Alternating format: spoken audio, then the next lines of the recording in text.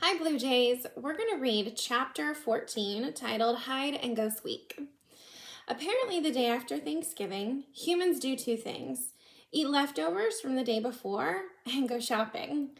Mr. Brisbane didn't go shopping, of course, but Mrs. Brisbane left early in the morning after telling Mr. Brisbane that there were plenty of leftovers for him in the refrigerator. So there I was, stuck with an old sourpuss, and all he did was sit in his wheelchair looking unhappy.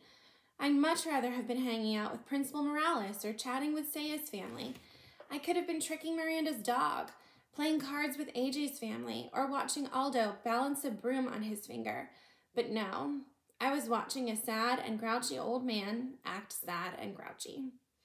I could have just settled in for my nap, but I remembered what Mrs. Brisbane had said. This man had to get out of his cage. "Out of your cage," I squeaked out loud without realizing it. "Quiet, you little rat," Mr. Brisbane growled at me. Then he wheeled over to the front window and stared out. Okay, if he wasn't going to get out of his cage, then I'd get out of mine, because I had a new plan. Mr. Brisbane didn't notice me open the lock that doesn't lock. He didn't see me scamper out of the cage, across the table, and onto the couch. He wasn't aware that I leaped down to the floor. He didn't even think about me until I stood in the middle of the living room and said, "Catch me if you can." I know he only heard me squeaking, but I sure got his attention. He was as surprised as could be to see me there. "How did you get out, and how am I ever going to get you back in?" He rolled toward me. "Come on, whatever your name is. Let's get back in the cage." I let him get just close enough to reach me. He bent forward, cupping his hands, but just as he reached out to grab me, I dashed over to the opposite side of the room. "You little rat," he said. "You can't outsmart me." He rolled over to the closet and took a baseball cap off a hook. Again, he approached me, and I let him get almost within arm's reach. This time, he raised the baseball cap and said, "Okay, fella, let's play ball." "We'll see about that," I squeaked as I bustled off to the living room.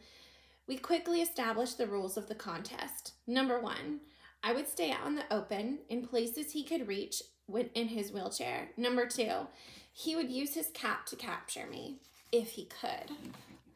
Once he reached the dining room, I rushed into the den. "Oh, think you're clever. We'll see who's clever," he challenged. From the den, I scuttled over to the hallway. By now, Mr. Brisbane's cheeks were pink, and he was almost smiling. "You're smart, but you won't win this one." This time, I let him get that cap within a whisker of capturing me, just to keep the game interesting. Then I scurried back to the living room. But before he followed me, Mr. Brisbane slammed the bathroom, bedroom, and guest room doors. Aha! He was limiting my range of possibilities. Pretty cunning. In the living room, I decided to make a bold move. I hid under the couch. Then I let Mr. Brisbane stew for 5 minutes. "Come here, Humphrey. You'll have to come out sooner or later," he called. And I thought he didn't know my name. He shook the curtains and pushed the chairs to see if he could rouse me. Too bad he didn't think of using sunflower seeds like Mr. Morales did. Yum. I finally got kind of bored, so I made a dash for the dining room. Mr. Brisbane followed, and this time I let him scoop me up in the cap. "I win," he shouted triumphantly. He was beaming with pride as he stared down at me. "But you are a worthy opponent." He put me back in my cage, and I scrambled into my sleeping house. I have to admit, the game had made me a little drowsy. I don't think it was very long before Mrs. Brisbane returned carrying several shopping bags full of packages. "What happened, Bert?" she asked when she saw her husband. "Nothing," he said. "But your face is all rosy. You look different, and you're wearing a baseball cap," she said. "Sit down, Sue," he answered. "I'll tell you all about it." He told her every detail of our match, chuckling and swinging his cap back and forth. "I guess there are some things I can still do," he said. "Now, how about a game of gin rummy?" Mrs. Brisbane was almost speechless. "Okay," she said, starting to get up. Mr. Brisbane waved her away with his cap. I'll get the cards. You just sit. As he walked into the den, Mrs. Brisbane turned to me and quietly said, "Thank you, Humphrey." Mr. Brisbane didn't frown the rest of the day and evening, except when Mrs. Brisbane beat him at cards. The next morning, which was Saturday, she couldn't even find her husband. Where could he be? She asked me. He hasn't left the house in months. A minute later, he came into the house from the garage, his lap full of boards and bricks and things. I've got an idea for our friend Humphrey, he said. Mr. and Mrs. Brisbane spent most of the rest of the day building an obstacle course on a coffee table in the den. They lined up boards along the side so I couldn't stray too far, and then they set up things for me to climb over and climb under, like bricks with holes to hide in, and big cardboard tubes. And Mr. Brisbane constructed a series of ramps for me to climb on. Oh, we had a wonderful day. Mr. Brisbane got out a stopwatch to time me on my runs, and they made bets on how long it would take me to get from start to finish.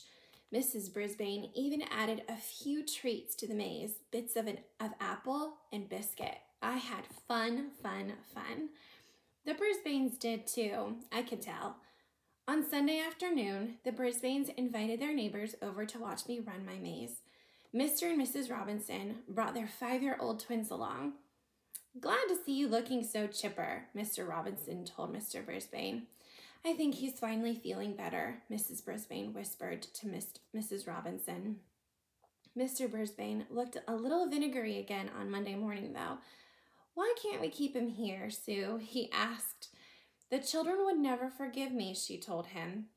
"He's really their hamster, but," she grinned, "there's a 2-week Christmas vacation coming up soon. I think Humphrey better spend it here." Could I believe my cute furry ears? She liked me so much. She actually wanted me to come back. This was a whole new Mrs. Brisbane, one who liked me.